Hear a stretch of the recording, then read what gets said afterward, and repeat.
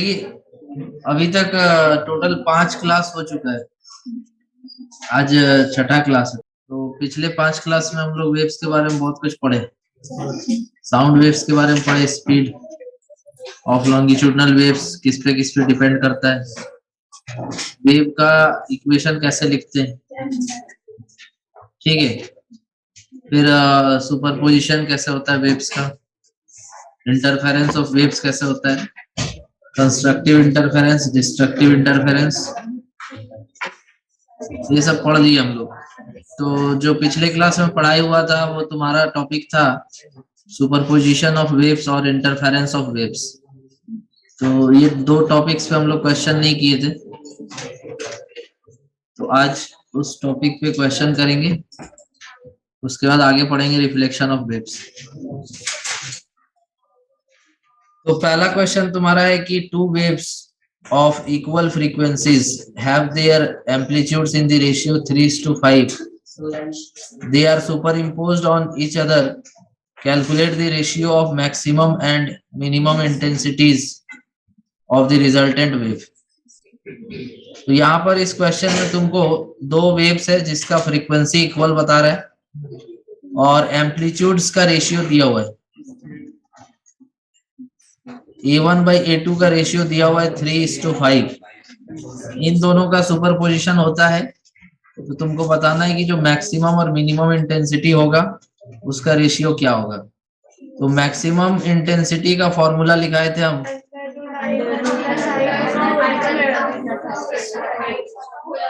और minimum intensity का value लिखवाए थे हम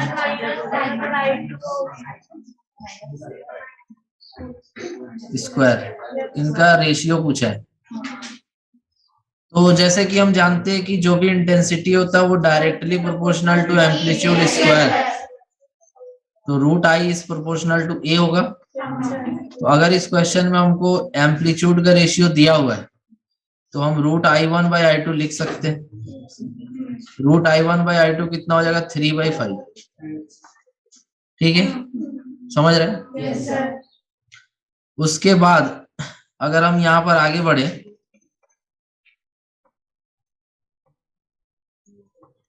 तो इस इक्वेशन में root I1 plus root I2 है और divided by root I1 minus root I2 है, इसका होल स्क्वायर है ना। तो हम क्या करेंगे कि जो यहाँ पर न्यूमरेटर और डिनोमिनेटर है इसको रूट I2 से डिवाइड कर देंगे। तो ये हो जाएगा रूट I1/रूट I2 प्लस 1 और ये हो जाएगा रूट I1/रूट अंडर I2 माइनस 1 का होल स्क्वायर। और हमको पता है रूट I1/I2 का वैल्यू कितना है 3/5 प्लस 1 कितना हो जाएगा 8/5 और ये 3/5 माइनस 1 माइनस 2/5 और इसका होल स्क्वायर करेंगे 5 कट जाएगा और 2 से 8 कट जाएगा 4 बार में और 4 का स्क्वायर हो जाएगा 16 माइनस हट जाएगा। तो इसका आंसर हो जाएगा 16:1। नेक्स्ट, ये जो क्वेश्चन है इसको बनाने के लिए हमको निकालना पड़ेगा इंटेंसिटी। क्या निकालना हमको, calculate the intensity of resultant wave. तो जो रिजल्टेंट वेव होता है उसका इंटेंसिटी होता है I equal to I1 2 root I1 I2 cos phi। तो जैसा कि हमको पता है कि इसमें बोल रहा है intensity of each wave is 60। इसका मतलब कि जो I1 और I2 है वो बराबर है और वो कितना है 60। तो I1 I2 का वैल्यू तो मेरे को पता है। अगर हम रिजल्टेंट वेव का इंटेंसिटी निकालना चाहते हैं तो केवल फाई निकालने से काम हो जाएगा। तो हम एक फॉर्मूला बताए थे कि फाई या delta phi is equal to 2π/λ delta x. ये फॉर्मूला हम पढ़ाए थे तुमको। तो जैसा कि इस क्वेश्चन में हम देख सकते हैं हमको फ्रीक्वेंसी और स्पीड दिया हुआ है तो वेवलेंथ हम निकाल लेंगे v equal to F lambda से। तो लैम्डा इक्वल टू हो जाएगा v/f और v का वैल्यू कितना दिया हुआ है 448 और f का वैल्यू है 400। समझ गया? तो ये 4 से कटेगा 4 1 जा 4 4 1 जा 4 4 2 जा 8 4 1 0 0 है ना।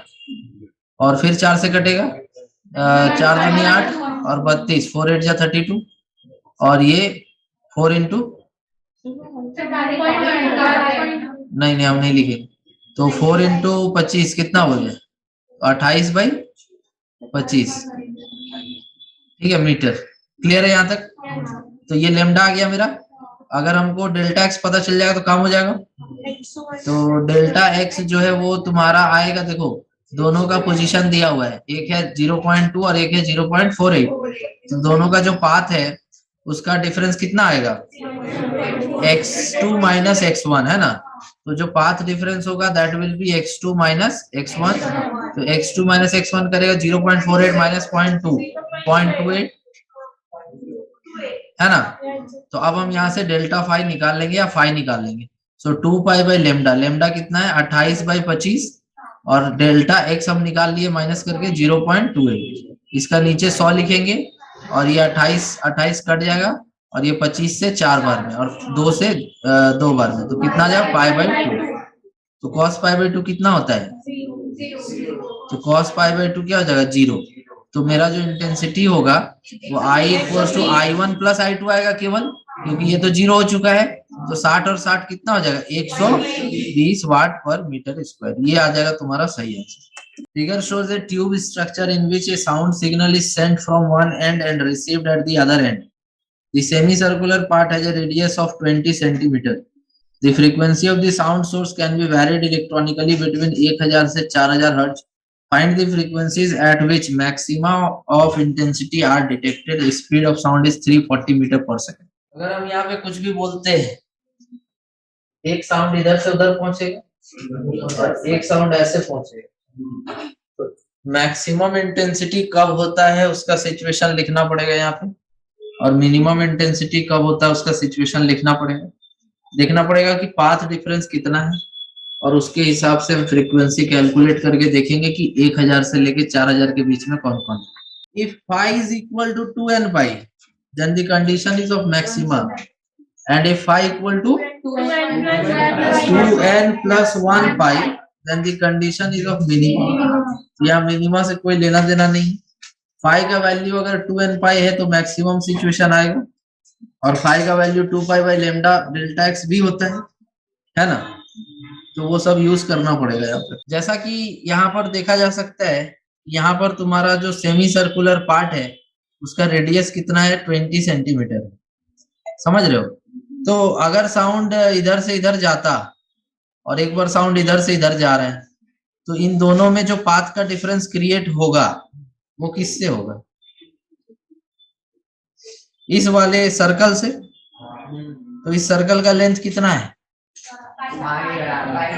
पाई आर लेंथ है, और इस पार्ट का लेंथ कितना है? Are, 2r। तो अगर माइनस कर दे 2r तो इतना ज्यादा चलना पड़ेगा ऊपर से जाने पर। अगर सीधा जाता तो सीधा चला जाता ऐसे, लेकिन अगर ऊपर से साउंड जाएगा तो कितना ज्यादा चलना पड़ेगा उसको।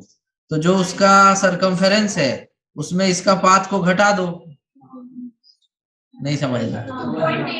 तो ये पाई आर ऊपर वाला लेंथ है और नीचे वाला लेंथ है 2r। तो अगर इन दोनों को घटाएंगे तो जो ज्यादा आएगा वो पाथ कौन कवर करेगा? साउंड का पाथ डिफरेंस वही होगा ना। साउंड का जो भी पाथ में जो डिफरेंस होगा that will be pi R में से 2r घटा दो। नहीं समझा बात? पाई आर तो चलना ही है उसको, उसमें 2r तो इंक्लूडेड है ना भाई, है? पाई आर चलना है उसको अलग पाथ से, और नीचे वाला पाथ से ज्यादा तो 2r जाना पड़ता। तो डिफरेंस जो आएगा वही ना पाथ डिफरेंस होगा। तो ये तुम्हारा डेल्टा एक्स का वैल्यू कितना हो जाएगा? पाई आर माइनस 2r। क्लियर है? इसके अलावा तुमको ये भी बताए थे कि delta phi equal to 2 pi by lambda delta X. ठीक है, समझ रहा बात है? और अगर मैक्सिमा चाहिए तो डेल्टा फाई का वैल्यू 2n पाई भी तो होता है। तो जब दोनों को इक्वेट करेंगे 2 pi by lambda delta x को किसके बराबर? 2n पाई के। तो यहाँ से डेल्टा एक्स कितना आ जाएगा? 2 पाई कट जाएगा, n lambda by n lambda, है ना।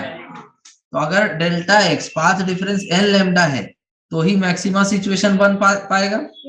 तो डेल्टा एक्स की जगह हम रख देंगे n lambda equals to pi minus 2 into R. समझ रहा बात? अब यहाँ देखो, लेमडा तो हमको पता नहीं है, लेकिन स्पीड वगैरह पता है। तो लेमडा को हम लिख देंगे v equals to F lambda होता है, तो इसको लिख देंगे v बाई एफ।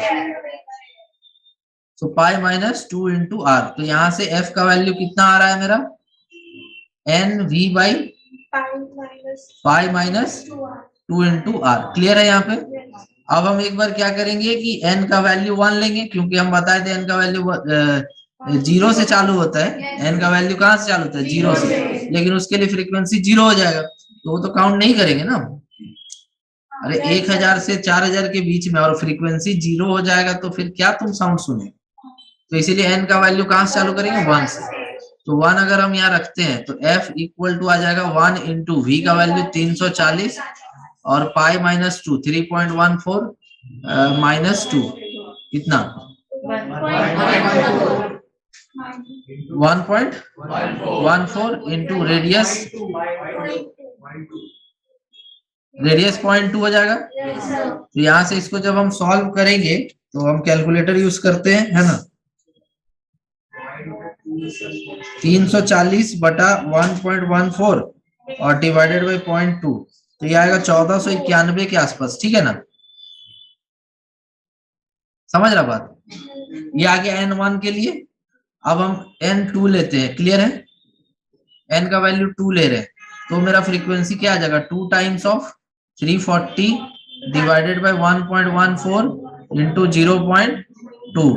तो इसको दो गुना कर दो, तो 2982.4 हर्ट्ज। क्लियर है यहाँ तक? अब अगर हम 3 गुना कर दे अगर इसको, तो इसको 3 गुना कर दो तो 1491.2 इंटू 3, तो 4473 आ जाएगा, जो 4000 से ज्यादा है। तो उसके लिए हम नहीं लेंगे ना, क्योंकि मेरा फ्रीक्वेंसी 1000 से 4000 के बीच में होना चाहिए। तो इस क्वेश्चन में पूछा था कि कौन कौन सा फ्रीक्वेंसी होगा जिसके लिए हमको मैक्सिमा डिटेक्ट होगा। हम फ्रीक्वेंसी कहाँ से चालू किए थे बढ़ाना, 1000 से 4000 के।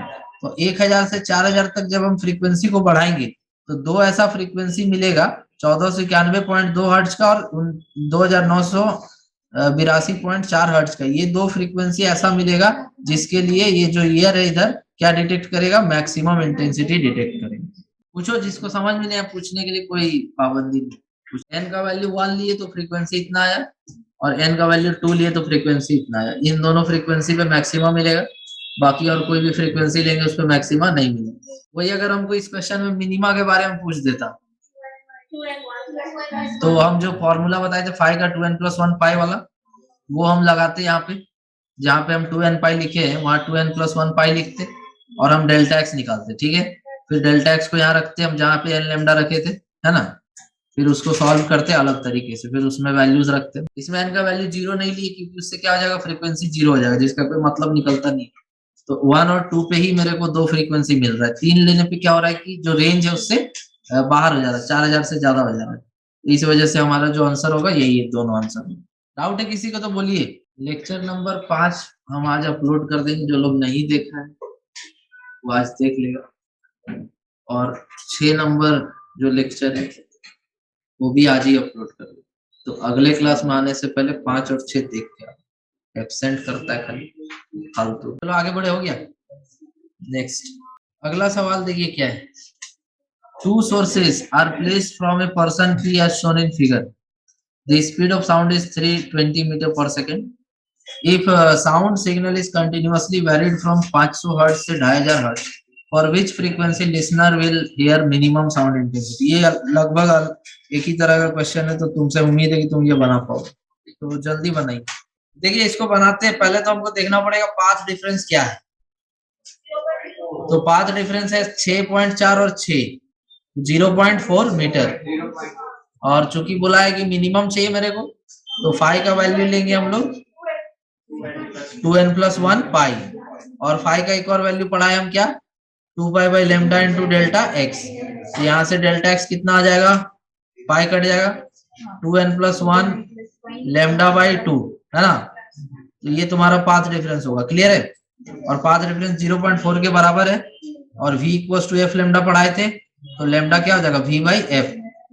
तो फाइनल मेरा जो रिलेशन आएगा वो ये आएगा, delta X equals to 2n+1 by 2 lambda की जगह पे v बाई एफ। तो यहां से f कितना आ जाएगा 2n+1 into V upon 2 delta X. सही लिखे?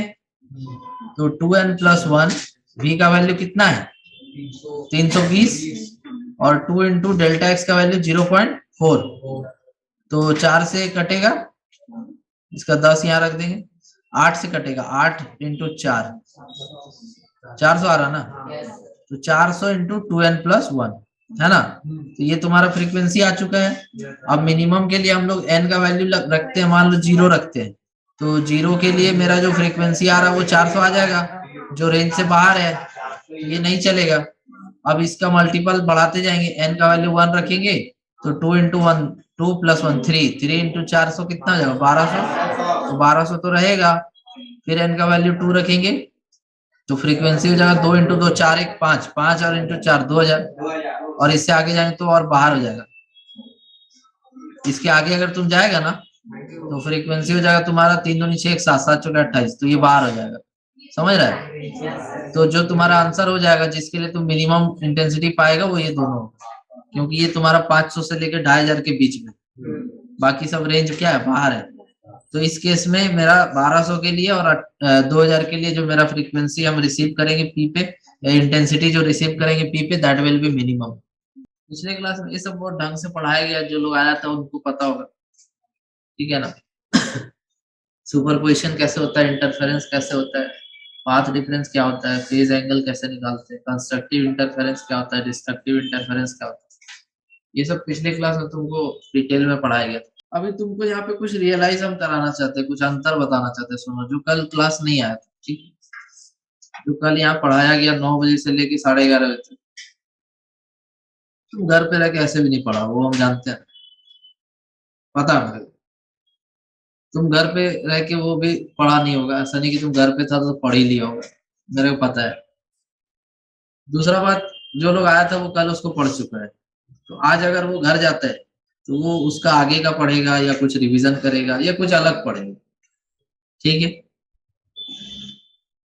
तुमको तो ये पढ़ना ही पड़ेगा। ऐसा थोड़ी कि जो कल नहीं पढ़ा था आज छोड़ देगा तुम, फिर आगे समझ में आ जाएगा, ऐसा नहीं। ये एक सीक्वेंस है। तो कल जो नहीं आया था वो आज जाके वही पढ़ेगा जो कल पढ़ाएंगे। ऐसा नहीं है कि तुम्हारा समय बच गया। ये हम उतना दिन से समझा रहे थे तुमको कि क्लास एब्सेंट करने से तुम ज्यादा नहीं पढ़ता है। क्लास एब्सेंट करने से तुम ज्यादा नहीं पढ़ता है। अगर ऐसा होता तो हम बोलते कोई क्लास मत, क्लास आओ ही मत, कोर्स अपने आप खत्म हो जाता। अंतर है, ये फील करना पड़ेगा तुम्हें। यहाँ आने से तुम ज्यादा पढ़ता है, समझ रहे बात। घर पे रहने से तुम उसी समय को किसी ना किसी रूप में बर्बाद कर ही देता है, तुम चाहो नहीं चाहो, तुम्हारे बस में है ही नहीं। तुम सोच के देख लो ना कि तुम कल क्या कर रहा था। तो जहां तक मेरा अनुमान है तुम पढ़ा तो नहीं हो। तो मेरे एक्सपीरियंस पे डाउट मत करो, बात जो बोल रहे हो उसको मानो। ऐसा होता है, ऐसा ही होता है। ठीक है, घर पे रहने से बहुत ज्यादा पढ़ लेंगे, ये सोच ही गलत। जिसके अंदर उतना सिंसियरिटी होगा वो यहाँ आके भी पढ़ ले, और नहीं आएगा तो भी कहीं ना जहां भी रहेगा वो पढ़ लेगा। बात समझ रहे हैं? अंतर है, अंतर है, एटीट्यूड का अंतर है, सिंसियरिटी का अंतर है। अगला सवाल है कि wavelength of two nodes in air are 90 by 175 metre and 90 by 173 metre. दो अलग अलग वेवलेंथ है। मान लो एक का वेवलेंथ है λ1 और दूसरे का वेवलेंथ है λ। ईच नोड प्रोड्यूसेस 4 बीट्स पर second with A third node. मतलब एक और तीसरा भी है, दो तो था ही, एक λ1 एक λ2, ये तो था ही। इसका भी कुछ फ्रीक्वेंसी रहेगा और इसका भी कुछ फ्रीक्वेंसी रहेगा। तो ये F1 फ्रीक्वेंसी तीसरे के साथ मिलके बीट प्रोड्यूस कर रहा है और F2 फ्रीक्वेंसी भी तीसरे के साथ मिलके कोई बीट प्रोड्यूस कर रहा है। कितना बीट्स? 4 बीट्स पर सेकेंड, जिसका फ्रीक्वेंसी फिक्स्ड है। मान लो ये फिक्स्ड फ्रीक्वेंसी है F, तो F1 F के साथ मिलके बीट प्रोड्यूस कर रहा है और F2 वो भी F के साथ मिलके बीट्स प्रोड्यूस कर रहा है। कितना? 4 बीट्स पर सेकेंड। तो तुमको पूछा वेलोसिटी ऑफ साउंड पूछा है। इस तरह क्वेश्चंस तुम्हारे एग्जाम में पूछा जाता है। तुम प्रीवियस ईयर क्वेश्चंस अगर सॉल्व करेगा तो तुमको इस तरह का क्वेश्चंस मिलेगा जो करा रहे हैं, ठीक है। तो जो क्वेश्चन तुम यहाँ सॉल्व कर पाएगा वही तुम एग्जाम में भी सॉल्व कर पाएगा। ऐसा नहीं है कि यहाँ नहीं बनाने पर एग्जाम में तुम उस क्वेश्चन को बना लेगा, कैसे पॉसिबल है, वहां तो और नहीं बनी। तो अगर तुम सॉल्व नहीं कर पा रहे हो तो सीखो उसको, क्योंकि उस क्वेश्चन से तुम्हारा पीछा नहीं छूट रहा, वो कहीं ना कहीं एग्जाम में किसी ना किसी रूप में दिख ही जाएगा। तुम हो सकता है कि उस क्वेश्चन का फॉर्मेट अलग हो, लेकिन जो तुम इस क्वेश्चन में सीख रहा है वो कहीं ना कहीं एप्लीकेबल हो। अगर हम तुमको क्लास में 5 या 6 क्वेश्चन कराते हैं, इसका ये मतलब नहीं है कि 5-6 क्वेश्चन से तुम्हारा काम हो जाए। तुम उस क्वेश्चन में जो भी कॉन्सेप्ट सीखेगा ना, that will be important for you in exam, वो तुम्हारे लिए एग्जाम में इम्पोर्टेंट। अब जैसे हम बात करते हैं यहाँ पर कि मेरा तो एक फॉर्मूला जो सबसे इम्पोर्टेंट है वो ये है कि v equals to F lambda, ये तो लगना ही है यहाँ। साथ में एक और बताए थे कि अगर तुम बीट फ्रीक्वेंसी निकालना चाहता है तो 2 फ्रीक्वेंसी का सब्ट्रैक्शन करना पड़ता है, और 2 फ्रीक्वेंसी का सब्ट्रैक्शन हम क्यों करते हैं ये भी बताए थे। वहां पर जब हम डेरिवेशन करा रहे थे तो उसमें जो आया था फ्रीक्वेंसी वो कॉस के साथ आया था ω1 माइनस ω2/2 इंटू टी, उसको 2 गुना हम कर दिए थे। 2 गुना इसलिए किए थे बिकॉज एक साइकिल में कॉस का वैल्यू 2 बार मैक्सिमम पे जाता है, +2a और -2a एक कंप्लीट साइकिल में। इसीलिए जो मेरा एंगुलर फ्रीक्वेंसी आया था, एंगुलर बीट फ्रीक्वेंसी आया था वो ω1 माइनस ω2 था, और सिर्फ एंगुलर फ्रीक्वेंसी अगर पूछेगा तो f1 माइनस f2। तो जैसा हम यहाँ पे देख पा रहे, एक फ्रीक्वेंसी f1 है और एक फ्रीक्वेंसी f2 है। इसको हम लिखेंगे v/λ1 और इसको लिखेंगे v/λ2। अब हमको तुम ये बताओ कि λ1 ज्यादा है या λ2? λ2 ज्यादा है ना, डिनोमिनेटर कम है इसका, तो λ2 क्या है, ज्यादा है। तो if λ2 is greater than λ1 that means कि f2 is less than f1, reciprocal है ना, समझ रहा बात। तो अगर f2 कम है f1 ज्यादा है तो एक बार जो बीट प्रोड्यूस होगा वो होगा f1 माइनस f, और दूसरी बार जो बीट फ्रीक्वेंसी मिलेगा वो मिलेगा f माइनस f। ज्यादा में से कम को घटाना है तब जाके बीट फ्रीक्वेंसी मिलेगा। इसका एग्जांपल हम पिछले क्लास में दिए थे 700 हर्ट्ज एंड 705 हर्ट्ज। तो 705 माइनस 700 करेंगे, समझ रहे हो, 5 हर्ट्ज जो बीट फ्रीक्वेंसी होगा। तो जैसा हम यहाँ देख पा रहे हैं कि एक तीसरा फ्रीक्वेंसी f है जिसके साथ f1 बीट प्रोड्यूस करेगा 4 और उसी के साथ f2 भी बीट प्रोड्यूस करेगा 4। तो अब हम क्या लिखेंगे, f माइनस f1 लिखेंगे या f1 माइनस f लिखेंगे, ये कैसे डिसाइड होगा कि किसका वैल्यू ज्यादा है किसका वैल्यू कम है। और वो पता करने के लिए हमको देखना पड़ेगा किसका वेवलेंथ कम है किसका वेवलेंथ ज्यादा है। तो उससे हमको पता चल जाएगा कि हम f माइनस f1 लिखे या फिर f1 माइनस f2, समझ रहा है। तो f1 माइनस f का वैल्यू 4 होगा और f माइनस f2 का वैल्यू भी 4 होगा, क्योंकि यहाँ पर बोला ईच नोड प्रोड्यूसेस 4 बीट्स पर सेकंड विथ थर्ड कौन है, f। समझ आ रहा है, कुछ भी नहीं समझ आ रहा। चलो अब यहाँ पे कुछ नहीं करना है, सिंपली दोनों को ऐड कर दो। तो minus f plus f cut जाएगा, f1 माइनस f2 आ जाएगा 8 के बराबर। f1 का वैल्यू लिख देंगे v/λ1 और f2 का वैल्यू लिख देंगे v/λ2 इक्वल्स टू 8। यहाँ से v कॉमन निकाल लेंगे तो यह आ जाएगा लैम्डा, ये 1/λ1 माइनस 1/λ2 इक्वल टू 8। अब सब कुछ पता है, v नहीं पता तो वो निकल जाए। हम पहले अलग से 1/λ1 माइनस 1/λ2 कर लेते हैं, ठीक है। तो 1/λ1 कितना हो जाएगा, 175/90 माइनस 2/90 1/45 है ना। तो ये वैल्यू 1/45 है, उधर जाके 45 इससे मल्टीप्लाई हो जाएगा। 8 5 जो 40, 8 चौके 32 और 4 36, 360 metre per second will be the answer for velocity of sound in air. समझ गया। तो अगर इस तरह का क्वेश्चन तुम्हारे एग्जाम में आ जाए तो फिर मजा ही आ जाएगा, क्योंकि इसमें ज्यादा कुछ दिमाग नहीं लगाना है, बस थोड़ा सा एप्लीकेबल करना है तुमको कॉन्सेप्ट को जो पढ़ाएंगे, समझ रहे हो। ना इसमें कोई मैथ्स ज्यादा यूज हो रहा है, ना इंटीग्रेशन ज्यादा यूज हो रहा है, ना डिफरेंशिएशन, तो एकदम स्ट्रेट फॉरवर्ड क्वेश्चन है ना, है कि नहीं। बहुत ज्यादा टेक्निकल क्वेश्चन तो हम इसको नहीं मानेंगे, जैसे एक है 700, ठीक है, और एक है तुम्हारा 710, तो वो बीच में कहीं होगा 705, 706 ऐसे होगा, तब ना दोनों के साथ 4-4 का बीट प्रोड्यूस करेगा। मान लो एक 700, एक 710 है और एक 714 है, तो दूसरे के साथ तो 14 हो जाएगा। आ रहा था? तो बीच में होने पर दोनों तरफ से 4-4 मिलेगा, इसीलिए F बीच में होगा, F1 ज्यादा होगा, F2 कम होगा, ये लॉजिक है। आज हम लोग नया टॉपिक पढ़ेंगे, रिफ्लेक्शन ऑफ वेव्स, ठीक है। तो रिफ्लेक्शन ऑफ वेव्स क्या होता है और किस तरह से होता है वो देखना है।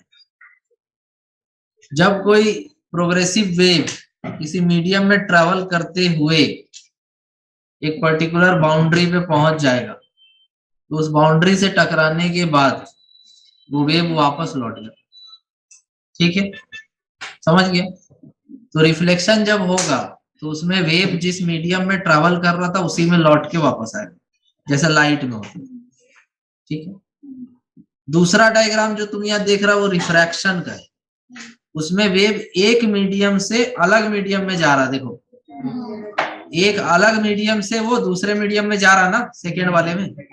पहले वाले में वेव किसी एक रिजिड बाउंड्री या फ्री बाउंड्री से टकराने के बाद लौट जा रहा है, तो जिस मीडियम में वो पहले ट्रेवल कर रहा था बाद में भी उसी मीडियम में वो ट्रेवल कर रहा है, तो ये पहला वाला रिफ्लेक्शन है और दूसरा वाला रिफ्रैक्शन है। दूसरा वाला को हम लोग ट्रांसमिटेड वेव भी कहते हैं। ट्रांसमिटेड इसलिए क्योंकि वो एक मीडियम से दूसरे मीडियम में ट्रेवल हो गया, तो ट्रांसमिटेड वेव भी कह सकते हैं। तो जनरली हम लोग को जो ज्यादा ध्यान देना वो पहला वाला पार्ट है, क्लियर है। तो पहला पार्ट में तुम देख सकता है कि दो डायग्राम है ना, यहाँ पर दो डायग्राम है। जो फर्स्ट डायग्राम है उसमें वेव इस तरह से जा रहा था, टकराने के बाद लौट गया नीचे होकर के।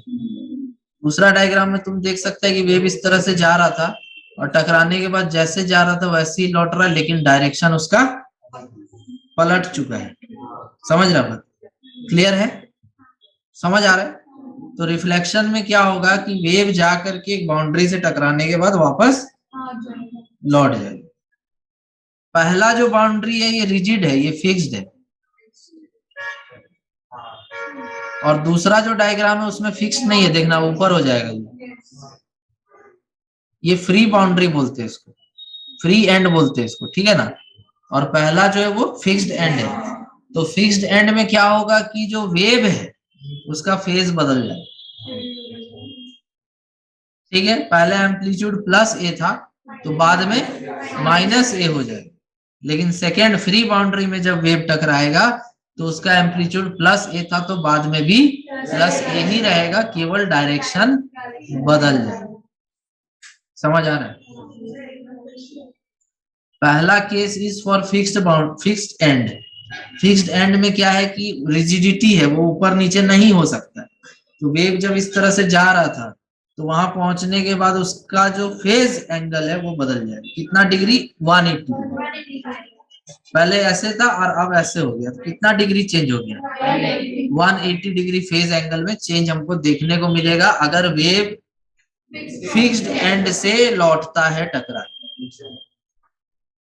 और अगर मेरे पास ऐसा एंड है जो फ्री एंड है, जो ऐसे सॉफ्ट है, फ्री है, ऊपर नीचे हो सकता है, तो उसमें तुम्हारा फेज एंगल में कोई भी चेंज हमको देखने को नहीं मिलेगा। इसका रीजन ये है कि जब वेव यहाँ पहुंचेगा ना, तो वेव यहाँ पहुंचेगा तो इस एंड को खींचेगा, और जब इस एंड को खींचेगा तो इसके पास रिजिडिटी नहीं है, ये ऊपर जा सकता है, समझ गया। और फिर ऊपर जाने के बाद ये अपना नीचे आ जाएगा, तो फिर इसको वापस लौट भेज देगा जैसे आया था बस। इसमें ऐसा नहीं है, इसमें क्या है कि ये फिक्स्ड है, फिक्स्ड है तो फिक्स्ड है तो ये ऊपर नीचे नहीं हो सकता। वेव जब इससे टकराएगा तो क्या होगा, वेव को अपना फेज एंगल चेंज करके लौटना पड़ेगा। तो समझ में आ रहा है। तो अगर हम तुमसे पूछे कि पहला का इक्वेशन क्या होगा और दूसरा का इक्वेशन क्या होगा, तो जैसे पहला का अगर हम इक्वेशन लिखते हैं तो पहला का इक्वेशन देखो हम क्या लिखेंगे। पहला का इक्वेशन हम लिखेंगे y equals to a sine kx minus, clear है, क्योंकि ये किस डायरेक्शन में ट्रेवल कर रहा है, x में, तो x पॉजिटिव x में ट्रेवल कर रहा है ये, तो जब ये पॉजिटिव एक्स में ट्रेवल कर रहा है तो एक्स का कोफिशिएंट और टी का कोफिशिएंट ऑपोजिट साइंस का रहेगा, पढ़ाए थे हम। और जब ये लौटेगा तो लौटने पे क्या क्या हो रहा है, सबसे पहले तो इसका फेज एंगल चेंज हो जाएगा, कितना डिग्री से, 180 डिग्री से, क्लियर है। साथ में इसका डायरेक्शन भी चेंज हो जाएगा, और डायरेक्शन चेंज होकर क्या हो जाएगा, नेगेटिव एक्स एक्सिस। तो जो मेरा नया इक्वेशन बनेगा वो नया इक्वेशन हो जाएगा y इक्वल्स टू लौटने वाला का a साइन के x minus plus omega T plus pi. समझ रहा बात, क्योंकि ये लौट रहा है तो क्या हो रहा है इसके साथ, फेज एंगल पाई से चेंज हो जा रहा है। तो अगर तुम यहाँ पे साइन पाई प्लस थीटा करता है, साइन पाई प्लस थीटा, तो कौन सा क्वाड्रेंट जा रहा है, third quadrant.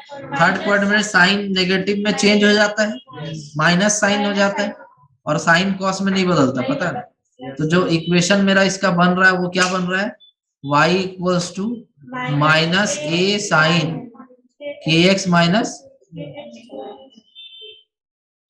Omega, sorry plus omega t. बोलो क्लियर है। तो इसका और इसका इक्वेशन तुम कैसे लिखेगा, समझ गया, क्लियर है। देखो पहला जो इक्वेशन हम लिखे हैं y equals to A sine के एक्स माइनस ओमेगा टी, ये कैसे लिखते हैं हम तुमको बताए थे लेक्चर नंबर 2 या 3 में, थर्ड या 2 या 3 में बताए कैसे लिखते हैं, ठीक है। और जब के एक्स प्लस ओमेगा टी होता है तो वो क्यों होता है वो भी उसी में बताए थे, वो सेकेंड में बताए थे। समझ रहा बात, ये सेकंड में ही बताए थे, एक बार देख लेना।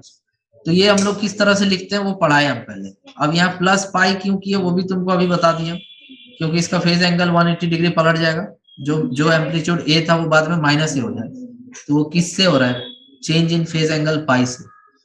पहला का इक्वेशन क्लियर है सबको, क्लियर है सबको, समझ गया है। दूसरा का इक्वेशन अगर तुमको देखना है तो दूसरा का इक्वेशन तुम कुछ ऐसे देखेगा कि जब ये जा रहा था तो कितना था, y equals to A sine के एक्स माइनस, ठीक है, यही था ना। जब ये लौटेगा तो फेज एंगल चेंज होगा, क्या चेंज हो जाएगा, बस के एक्स प्लस ओमेगा। समझ गया, ये तुम्हारा इंसिडेंट वाला है और ये रिफ्लेक्टेड वाला है, ये तुम्हारा इंसिडेंट वाला है और ये रिफ्लेक्टेड वाला है, क्लियर है। लिखिए, तो इसका तुमको 2 डायग्राम बनाना पड़ेगा, कॉपी में एनिमेट कर देगा। इसका भी तुमको 2 डायग्राम बनाना, एक इंसिडेंट वाला और एक रिफ्लेक्टेड वाला। एक बात और तुमको नोटिस करना है कि जो सेकंड डायग्राम है उसमें तुम ध्यान से देखो, इंसिडेंट वेव आया, रिफ्रैक्ट भी हुआ और कुछ रिफ्लेक्ट भी हो रहा है। तो इसमें भी तुमको फेज चेंज देखने को मिलेगा जैसा तुम पहली वाले में देख रहे हो, ठीक है। बिकॉज यहाँ पर जो जॉइंट है that will also behave like a fixed boundary, ठीक है। इंसिडेंट वेव आया, टकराया, कैसे लौट रहा है, उल्टा हो।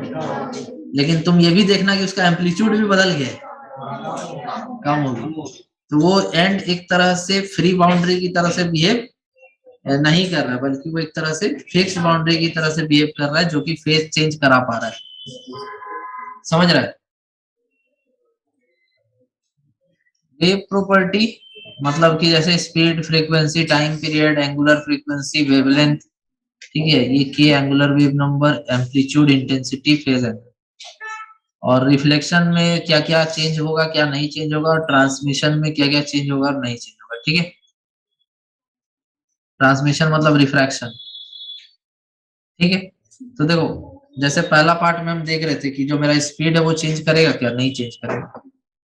लेकिन जो ट्रांसमिशन होगा उसमें स्पीड चेंज हो जाएगा। इसको तुम ऐसे याद रख सकते हैं कि जैसे लाइट जब तुम्हारा एक मीडियम से दूसरे मीडियम में जाता है उसका स्पीड चेंज हो जाता है। Light is also a form of wave, but the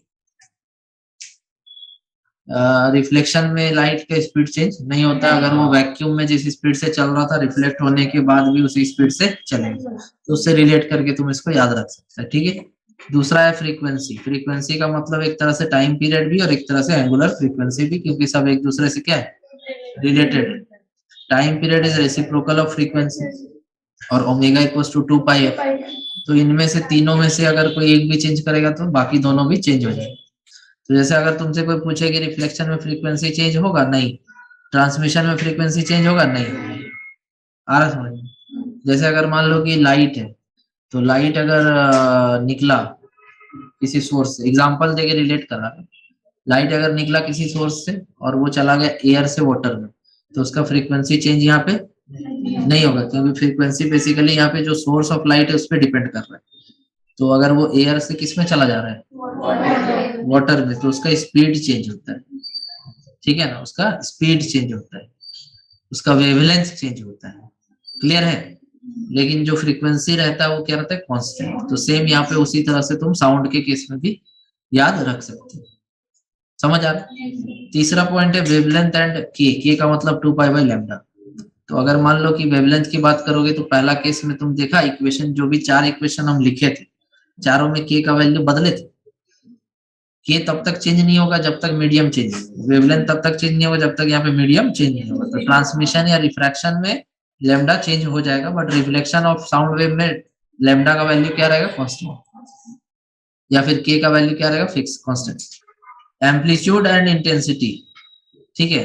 तो एक मिनट, ठीक है, जो एम्पलीट्यूड था मेरा वो चेंज हो रहा था रिफ्लेक्शन में, एम्पलीट्यूड चेंज नहीं हो रहा था। जितना एम्पलीट्यूड पहले था बाद में भी उतना ही है, चाहे वो फ्री एंड हो चाहे फिक्स्ड एंड हो। लेकिन जो मेरा ट्रांसमिशन हो रहा था उसमें मेरा एम्पलीट्यूड चेंज हो जाएगा। समझ गए? क्लियर है? कोई डाउट है? चलो, हाँ, रिफ्लेक्शन देखो, अगर तुम जो डायग्राम अभी पढ़ा था उस डायग्राम के हिसाब से देखिए तो सेकेंड वाले में एम्पलीट्यूड चेंज हो रहा था। सेकेंड वाले में जो वेव रिफ्लेक्ट होके लौट रहा था उसका एम्पलीट्यूड कम हो गया था, तो उस केस में हो रहा है।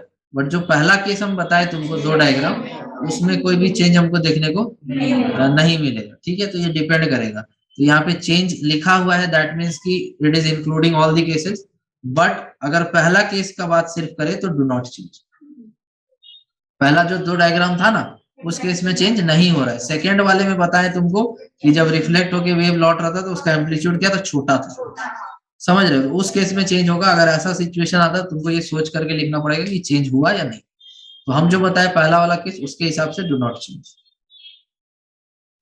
थर्ड क्या है, 5 मतलब फेज एंड। तो देखो ये तुमको अभी लिखा है कि फ्री एंड था तो उसमें कोई भी फाई चेंज नहीं हुआ, लेकिन अगर रिजिड बाउंड्री या फिक्स्ड एंड था तो उस केस में पाई से फेज एंगल चेंज हो जाता। समझ गया? और ट्रांसमिशन में तुम अभी देखा जो मोटा रस्सी में वेव पार हुआ था, तो जैसे ऊपर आया था तो ऊपर ही तो गया था उसमें, तो उसमें कहां से फेज चेंज हुआ था? नहीं, जैसा आया था ऐसे गया भी ऐसे।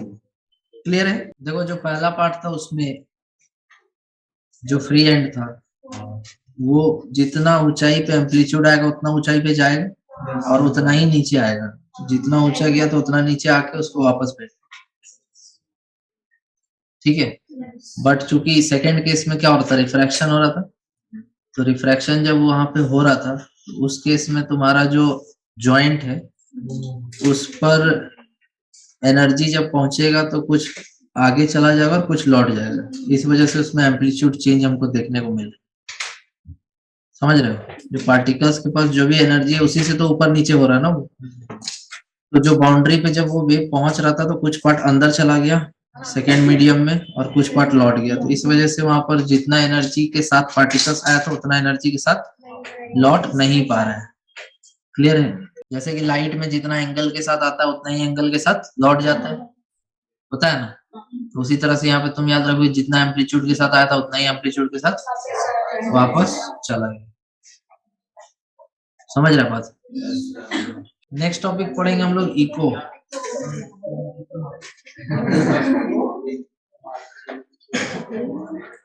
ठीक है।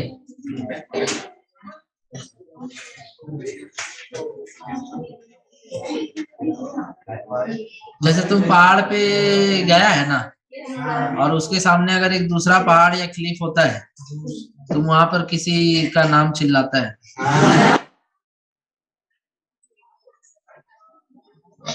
बहुत लोग अपना नाम चिल्लाते हैं, बहुत लोग किसी और का नाम चिल्लाते हैं।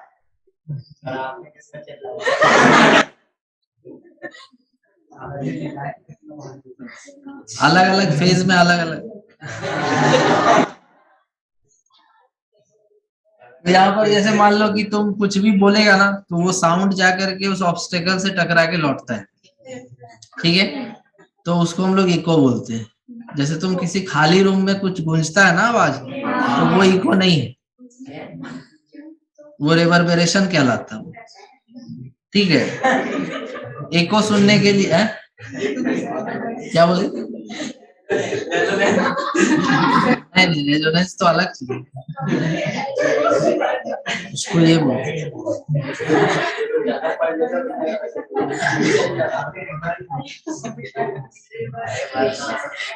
ठीक है।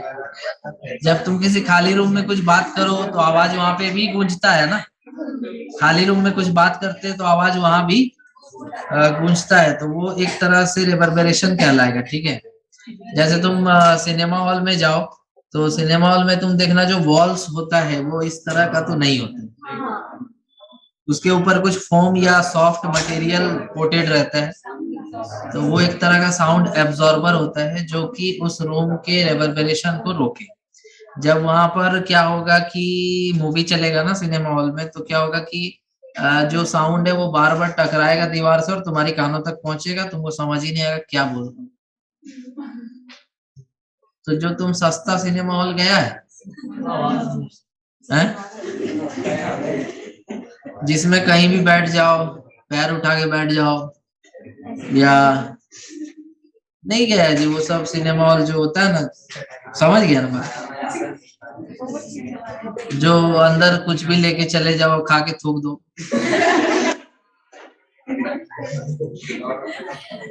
तो वो सब सिनेमा हॉल में तुम जाएगा ना, तो वहां पे एक प्रॉब्लम तुमको नोटिस करने को मिलेगा कि जो भी वहां पर मूवी चलेगा उसका साउंड तुमको कभी क्लियर सुनाई नहीं देगा।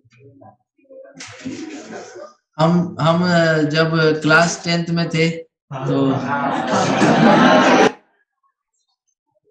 तो एग्जाम का आखिरी दिन था, तो हम लोग एक ओमनी किए थे। ओमनी जानते हैं? किडनैपिंग वाला जो गाड़ी होता है, जो ये तेरे नाम मूवी में सलमान खान आके ले जाता है, पुष्पा वाला जो गाड़ी था तो हम लोग वही किए थे, उसी से एग्जाम देने जाते थे। तो उसमें हम लोग लगभग 8-10 लड़का बैठ जाते थे, आराम से एडजस्ट हो जाता था उतना।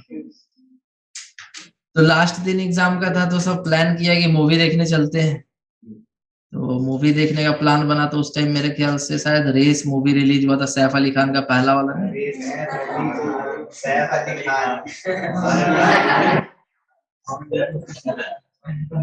उसको क्या देख रहा?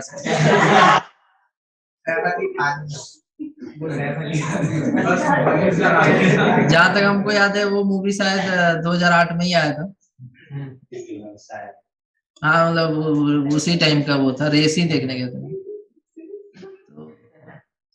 रेस देखने गए थे तो वहां पे जब हम लोग गए तो उस सिनेमा हॉल का नाम था रे टाकीज। रे टाकीज। तो वहां गए तो वो वहां पे वैसे ही था, उसी तरह से आवाज वगैरह कुछ समझ में नहीं आ रहा था खास। कुछ लोग तो एक दूसरे से लड़ भी गया था वहां।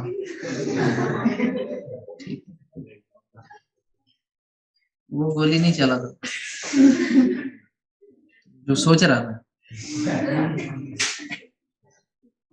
ठीक है। एक इंटरव्यू देखे थे उसमें, हाँ देखे हम जाके। तो फिर क्या हुआ कि उसके बाद मूवी वगैरह देख के फिर हम लोग निकले वहां से। तो आते टाइम जो ड्राइवर था, वो जब हम लोग मूवी देख रहे थे तो वो कुछ और कर रहा था। तो हम लोग पता नहीं था, आराम से बैठे थे सेफली, एकदम मस्त सेफली। आते टाइम क्या किया, वो रास्ते में किसी को ठोक दिया।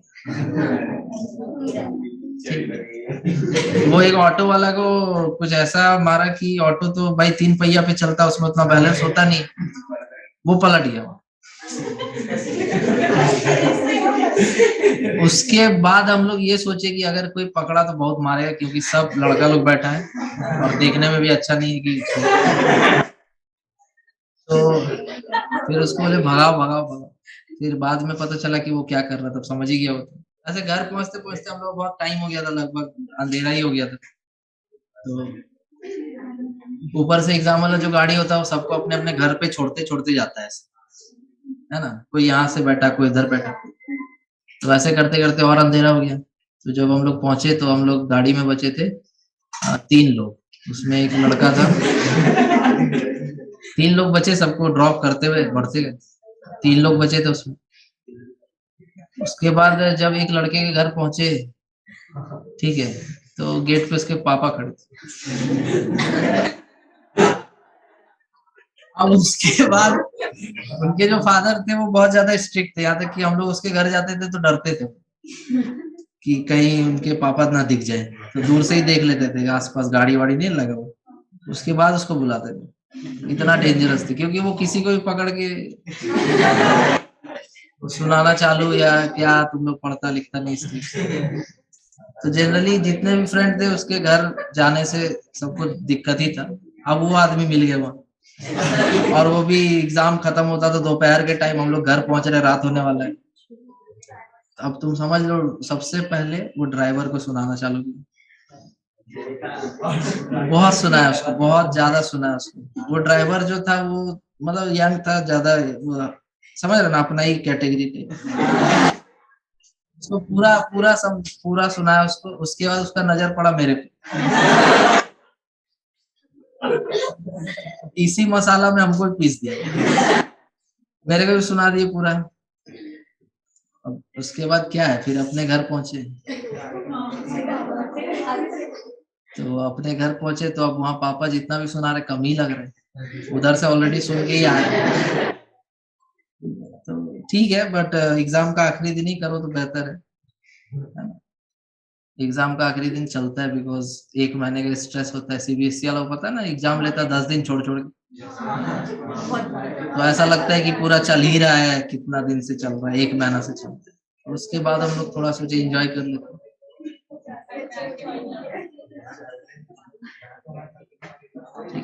उसमें से 2 लोग को तो हम ही पास कराए।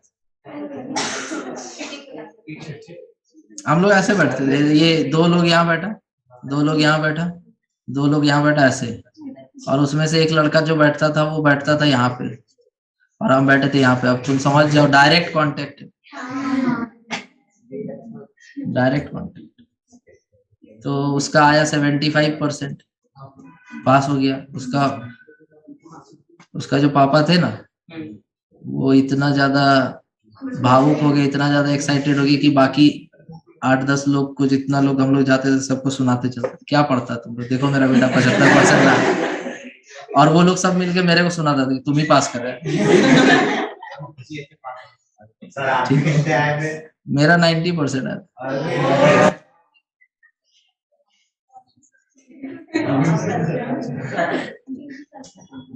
तो इससे तुमको जो सीख हम देना चाहते हैं वो ये देना चाहते हैं कि संगति तुमको बर्बाद कर सकता है, लेकिन तब तक नहीं कर सकता जब तक तुम ना चाहो। तो मेरा संगति में बहुत अजीब अजीब आदमी लोग था, बट फिर भी जो पढ़ने का समय होता था वो निकाला जाता है खुद से। वो ऐसा थोड़ी कि तुम वो लोग के साथ घूम रहा तो घूमने का। संगति से तुम बर्बाद तब तक नहीं होगा जब तक तुम खुद बर्बाद ना होना चाहो, है ना? बात समझ रहा है? अब अगर कोई तुमको बोले कि हम तुमको बर्बाद कर देंगे, तुम बोलेगा मैं बर्बाद होना चाहता हूँ तभी बर्बाद, खुद से थोड़ी होता है। तो याद है, ये इको में क्या है, echo is multiple reflection of sound. Echo के लिए कुछ कंडीशन होता है जो हम लोग यहाँ पढ़ेंगे, ठीक है? जैसे सपोज करो कि यहाँ पर ये जो तुम देख रहा है ये एक तरह का ऑब्स्टेकल है, ठीक है? अब यहाँ से हम कुछ भी बोलेंगे तो साउंड पहले ऐसे जाएगा और यहाँ टकरा करके लौट रहा है, यहाँ इसके पीछे जा रहा है वो हम नहीं देख रहे, ठीक है? वो दूसरा दीवार है, वो आगे एक क्वेश्चन बताएंगे उसमें होता है। तो ये सिंपल यहाँ से यहाँ गया और यहाँ से यहाँ लौटा, तो साउंड जो है टोटल कितना डिस्टेंस ट्रेवल किया है? 2D सपोज D है डिस्टेंस, तो 2D डिस्टेंस जो है वो साउंड एक बार इको सुनने के लिए ट्रेवल करेगा। और स्पीड ऑफ साउंड कितना लेंगे हम? हाँ सपोज 340 मीटर पर सेकेंड, ठीक है। तो जो इको के लिए जो मिनिमम डिस्टेंस D होना चाहिए वो इसी से निकालेंगे हम। जैसे सपोज करो कि तुमको अगर कोई कुछ बोलता है और वो बहुत ज्यादा तेज बोलता है, जैसे तुम YouTube में वीडियो देखते हैं, उसका स्पीड 1 रहता है, मतलब नॉर्मल है ना, 1.25 थोड़ा तेज, 1.5 थोड़ा और तेज, 2 और तेज, 2.5। तो ये तुम्हारा जो सीक्वेंस जितना ज्यादा तुम बढ़ाएगा, तुम देखना तुमको साउंड समझ ही नहीं है, क्योंकि एक साउंड सुनने के बाद वो तुम्हारे दिमाग में 1/10 सेकंड तक रहता है, वो तुम्हारे कानों में 1/10 सेकंड तक प्रेजेंट रहता है, मतलब बहुत कम है ये, 0.1 सेकेंड। कोई भी साउंड जब तुम सुनते हो तो वो तुम्हारे कानों में या तुम्हारे मतलब मेमोरी या जो भी बोलो, उसका जो वाइब्रेशन है वो 0.1 सेकेंड तक प्रेजेंट रहता है। अगर दो साउंड वेव्स के बीच में 0.1 सेकेंड का गैप नहीं है तो फिर तुमको क्लैरिटी नहीं आएगा, समझ नहीं आएगा क्या बोला जाए। तो जब हम लोग किसी साउंड का स्पीड बढ़ाते हैं ना यूट्यूब में, तो धीरे धीरे वो क्या हो जाता है कि समझ ही नहीं आता क्या बोल। तो वो इसलिए होता है बिकॉज पहला साउंड अभी भी है और दूसरा साउंड आ गया, तो फिर क्लैरिटी नहीं आएगा, समझ नहीं आएगा क्या बोला जा।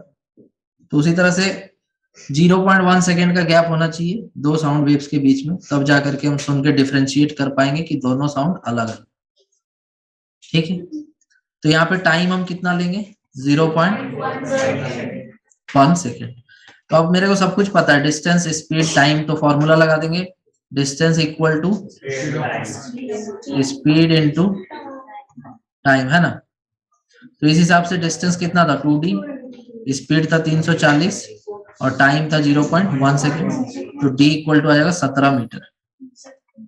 मतलब अगर हमको इको सुनना है तो मेरा जो साउंड जहां से प्रोड्यूस होगा और जो ऑब्स्टेकल होगा उसके बीच में कम से कम 16-17 मीटर का फासला होना चाहिए, ठीक है। इससे हाँ, क्लियर इको अगर तुमको चाहिए तो 16 से 17 मीटर के बीच का फासला तुमको मेंटेन करना पड़ेगा। किसके बीच? ऑब्स्टेकल के बीच और तुम्हारे सोर्स के बीच में। अगर कम डिस्टेंस है, जैसे मान लो 8 मीटर है, तो साउंड वहां प्रोड्यूस होगा, टकराएगा भी, लौटेगा भी, बट तुम समझ नहीं पाएगा कि वो क्या है, वही रेबरबेरेशन कहलाता है। समझ गया? तुम किसी रूम में बैठ के, खाली रूम में बैठ के तुम कुछ बात करो तो तुमको इको सुनाई देते है, फॉर्म इको का ही है, बट मिनिमम कंडीशंस फुलफिल नहीं हो रही। तुम जो भी बोला और तुम्हारा जो दीवार है या कुछ भी ऑब्स्टेकल है, तो उसके बीच में कम से कम 17 मीटर का दूरी है ही नहीं। आ रहा समझ? एक बहुत बड़ा रूम है, बहुत बड़ा हॉल है, 17 मीटर का डायमेंशन है उसका, तुम वहां इको सुन ले, समझ गया बात? तुम वहां पे इको सुन पाएगा। लेकिन यहाँ पर भी एक कंडीशन ये क्रिएट हो जाएगा कि दीवार से एक साउंड आएगा, एक उधर से आएगा, एक उधर से आएगा, एक उधर से आएगा, कोई जल्दी आ जाएगा, कोई देरी से आएगा, तो ये सब मिक्स होके तुम वहां क्लियर इको तो नहीं सुन पाएगा। लेकिन अगर एक सिर्फ एक दीवार है जो 17 मीटर दूरी पे है, तुम कुछ भी बोलो, उससे टकरा के जो साउंड आएगा वो तुम क्लियर इको सुन पाएगा वहां। बात समझ गए? लिख लो ये 2 क्वेश्चन दिए तुमको हम। पहला एक इंजन है, approaches A hill with constant speed when a distance of 0.8 kilometer, मतलब 800 metre, it blows a whistle whose echo is heard by the driver after 4 seconds. if the speed of sound होगा यहाँ पे, हवा में engine का speed क्या होता है? if the speed of sound in air is 300,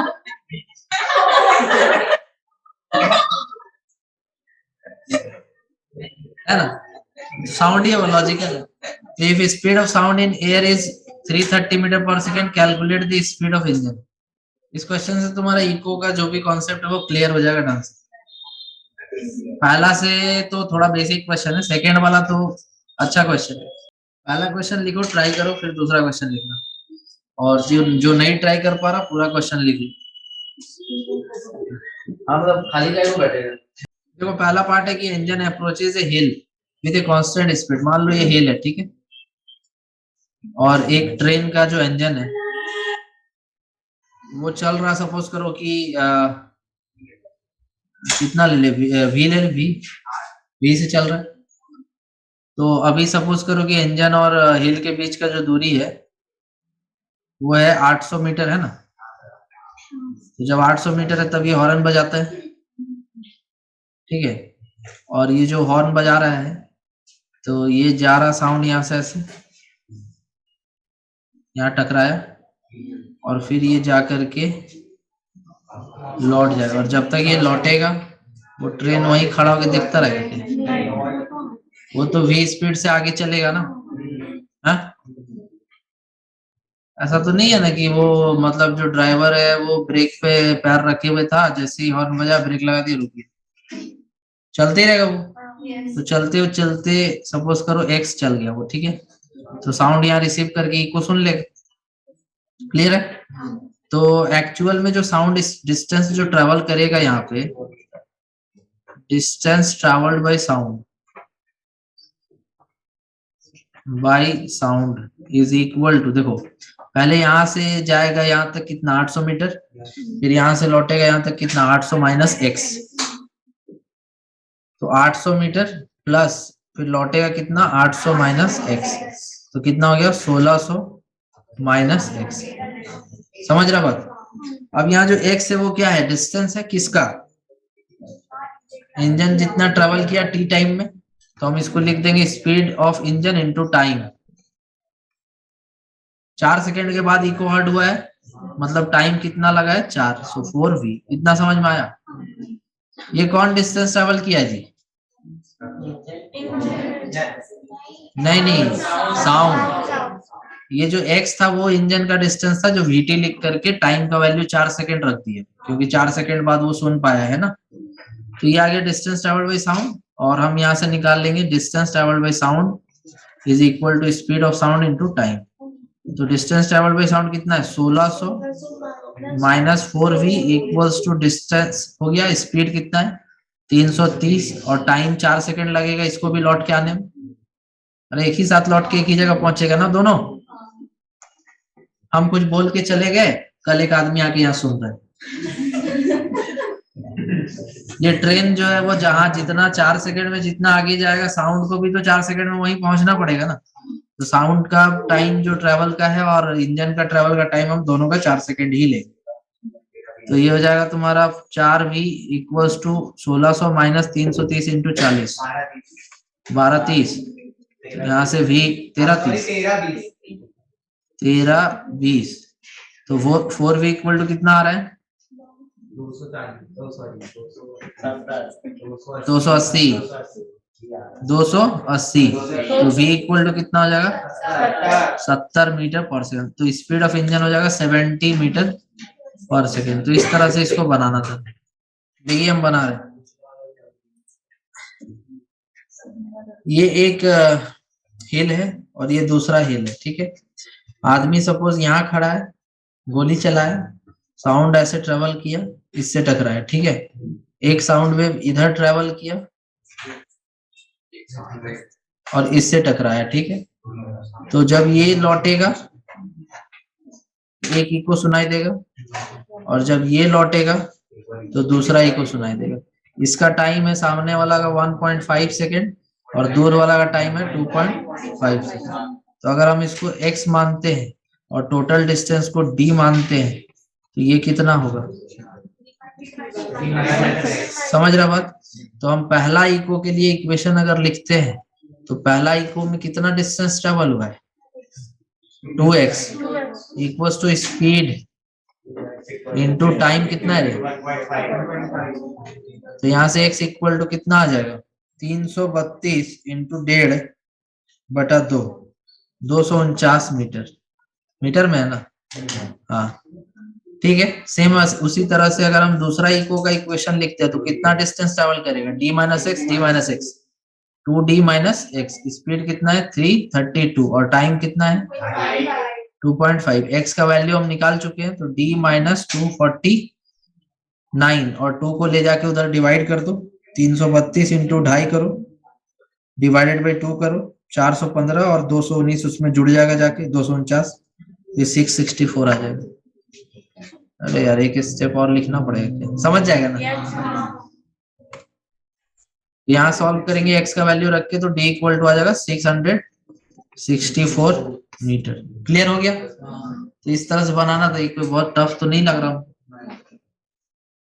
तीसरा वाला बोल रहा है when will he hear the third echo. तो देखो इसको शॉर्टकट में अगर बनाना तुम ऐसे बनाओ कि साउंड यहाँ प्रोड्यूस हुआ, सबसे पहले कहाँ जाएगा, छोटा दीवार, सामने का दीवार चला गया, फिर यहाँ पहला इको हो गया, दूसरा इको तो उधर से आज आ रहा होगा, हमको उसका नहीं बात करना, वो तीसरा बात करना है।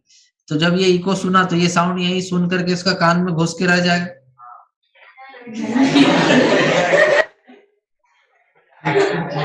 आगे चला जाएगा और जाकर के फिर यहां से टकरा के जब तीसरी बार पहुंचेगा ना तो वो थर्ड इको होगा, क्योंकि दूसरा इको तो हमको इधर सुनाई दे ही चुका होगा तब तक।